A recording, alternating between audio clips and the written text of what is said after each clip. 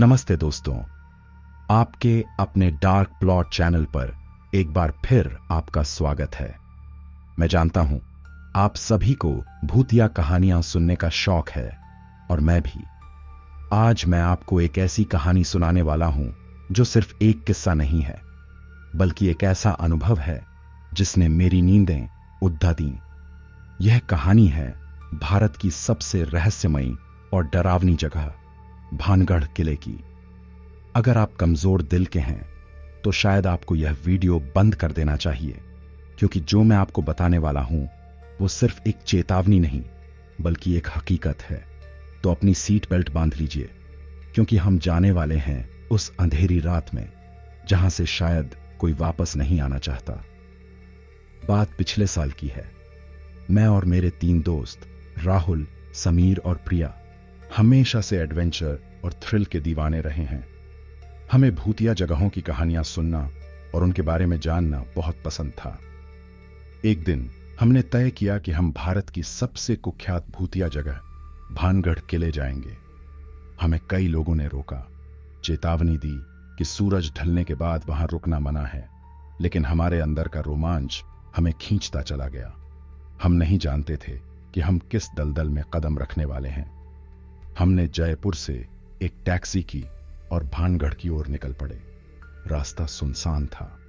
आसपास सिर्फ सूखी झाड़ियां और दूर दूर तक फैले पहाड़ दिख रहे थे। जैसे जैसे हम किले के करीब पहुंच रहे थे, हवा में एक अजीब सी बेचैनी घुलती जा रही थी। मौसम भी अचानक बदल गया। आसमान में काले बादल छा गए और एक अजीब सी खामोशी छा गई जो डरावनी लग रही थी। दोपहर होते होते हम भानगढ़ पहुंच गए।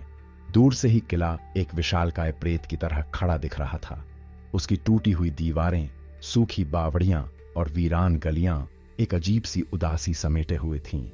भारतीय पुरातत्व सर्वेक्षण ASI का एक बोर्ड लगा था जिस पर साफ लिखा था, सूर्यास्त के बाद इस किले में प्रवेश वर्जित है। हमें देखकर कुछ स्थानीय लोग सिर हिलाकर चले गए, जैसे वे हमें पहले ही बर्बाद मान चुके हों। हमने दिन के उजाले में किले की थोड़ी बहुत छानबीन की। पुराने मंदिर, बाजार, महल के अवशेष, सब कुछ भव्य था, लेकिन हर ईंट, हर पत्थर से एक अजीब सी नकारात्मक ऊर्जा निकल रही थी। राहुल, जो सबसे ज्यादा उत्साही था, अब थोड़ा शांत हो गया था।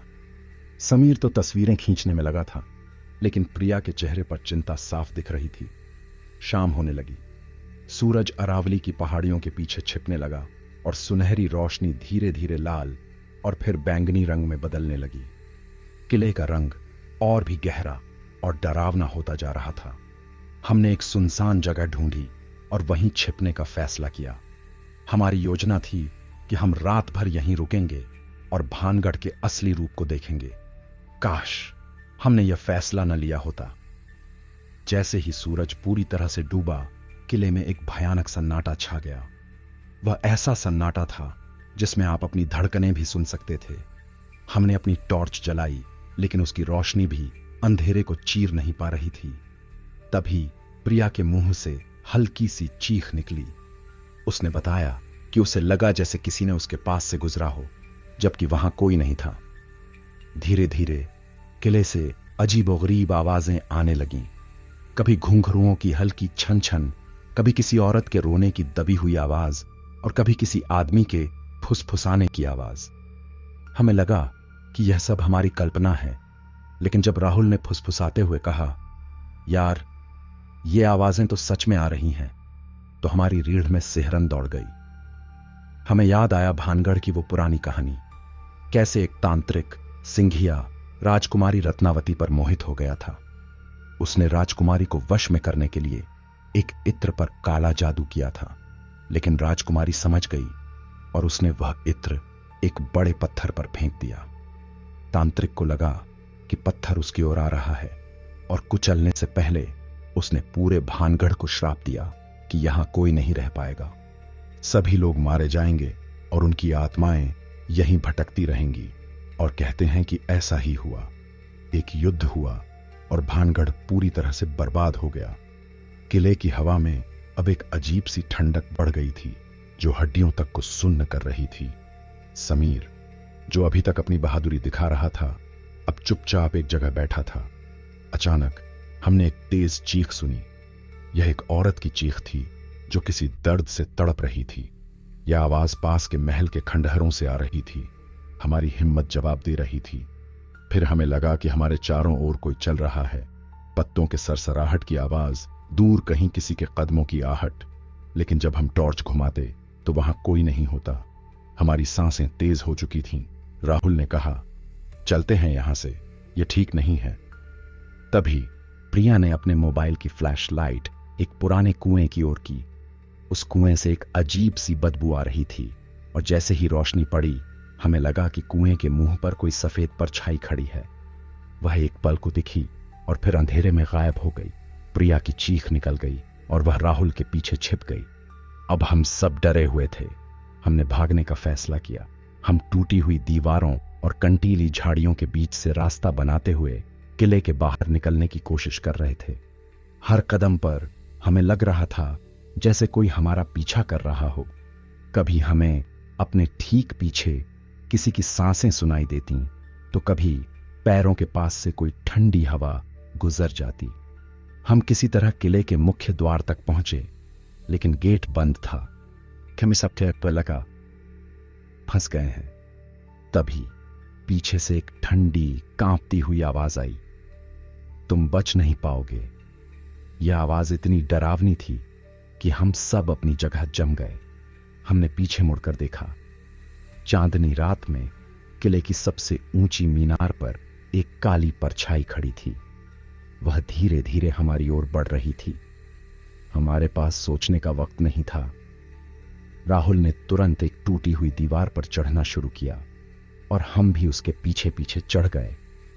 जैसे ही हम दीवार के ऊपर से कूदे, हमें लगा जैसे सैकड़ों हाथ हमें खींचने की कोशिश कर रहे हों। एक पल को मैंने नीचे देखा तो लगा जैसे किले के अंदर अनगिनत परछाइयां दौड़ रही थीं, हमारी ओर लपकने के लिए। हम बिना रुके भागे, मीलों तक भागते रहे, जब तक कि हमें एक गांव की रोशनी नहीं दिखी। जब हम उस गांव में पहुंचे तो हम बुरी तरह हांफ रहे थे। हमारे कपड़े फटे हुए थे, शरीर पर खरोंचें थीं और आंखें डर से लाल थीं। गांव वालों ने हमें देखा और उनके चेहरों पर सहानुभूति थी, जैसे वे सब जानते थे कि हम कहां से आ रहे हैं। उस रात के बाद हम चारों कभी एक साथ नहीं सो पाए। भानगढ़ का वह अनुभव हमारी आत्मा में बस गया है। राहुल को अक्सर रात में घूंघरुओं की आवाजें सुनाई देती हैं। समीर की आंखों के सामने अब भी वह सफेद परछाई घूमती है और प्रिया कभी अकेले अंधेरे में नहीं रहती। मैं खुद रात में उठकर देखता हूं कि कहीं कोई मुझे घूर तो नहीं रहा। भानगढ़ किला सिर्फ एक खंडहर नहीं, वह एक जीवंत इतिहास है, एक शापित भूमि है जहां अतीत के भूत आज भी भटकते हैं। कहते हैं कि राजकुमारी रत्नावती की आत्मा आज भी उस शाप से मुक्ति पाने का इंतजार कर रही है और तांत्रिक सिंघिया की बुरी आत्मा उसे कभी शांति नहीं लेने देती। आज भी जब मैं उस रात को याद करता हूं तो मेरी रूह कांप जाती है। भानगढ़ एक ऐसी जगह है जहां कहानियां दीवारों पर लिखी नहीं बल्कि हवा में तैरती हैं और अंधेरे में सांस लेती हैं। तो दोस्तों, यह थी मेरी भानगढ़ की कहानी। अगर आपको यह कहानी सुनकर डर लगा हो या आपको भी किसी भूतिया जगह का ऐसा ही अनुभव हुआ हो तो नीचे कमेंट्स में जरूर बताएं। वीडियो को लाइक करना और अपने दोस्तों के साथ शेयर करना न भूलें ताकि वो भी जान सकें भानगढ़ के इस भयानक सच को। और हाँ, ऐसे ही और डरावने अनुभवों के लिए हमारे चैनल डार्क प्लॉट को सब्सक्राइब करना बिल्कुल मत भूलना। बेल आइकॉन को भी दबा देना ताकि आप हमारा कोई भी नया वीडियो मिस न करें। अगले वीडियो में मैं आपको एक और रोंगटे खड़े कर देने वाली कहानी सुनाऊंगा। तब तक के लिए सावधान रहें और अंधेरे से दूर रहें। शुभ रात्रि।